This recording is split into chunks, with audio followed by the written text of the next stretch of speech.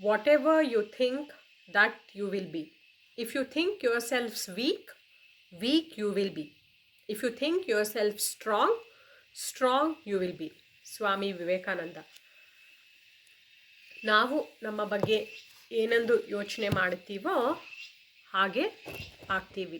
ನಾವು ನಮ್ಮನ್ನು ದುರ್ಬಲರು ಅಂತ ತಿಳಿದುಕೊಂಡರೆ ದುರ್ಬಲರಾಗುತ್ತೇವೆ. ನಾವು ಸಶಕ್ತರು ಎಂದು ತಿಳಿದುಕೊಂಡರೆ ಸಶಕ್ತರಾಗುತ್ತೇವೆ. ಇವತ್ತು ನಂಬರ್ಸ್ ಬಗ್ಗೆ ಕೆಲವು ವಾಕ್ಯಗಳನ್ನು ನೋಡೋಣ.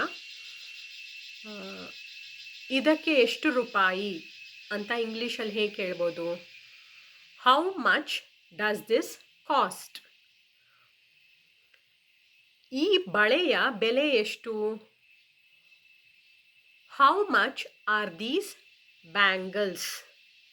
ಅಥವಾ how much does these bangles cost? ಒಂದು ದಿನಕ್ಕೆ ಎಷ್ಟು ಖರ್ಚಾಗುತ್ತದೆ? How much does it cost per day? ಇನ್ನೊಂದು ವಾಕ್ಯ, ನಿಮ್ಮ ವಾರ್ಷಿಕ ಆದಾಯ ಎಷ್ಟು? How much is your annual income?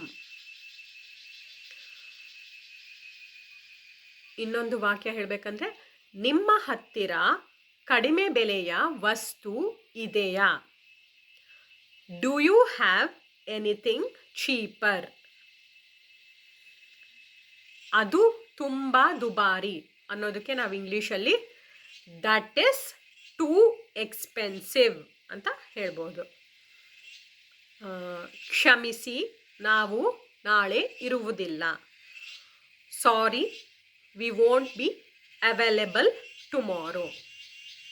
ಧನ್ಯವಾದಗಳು.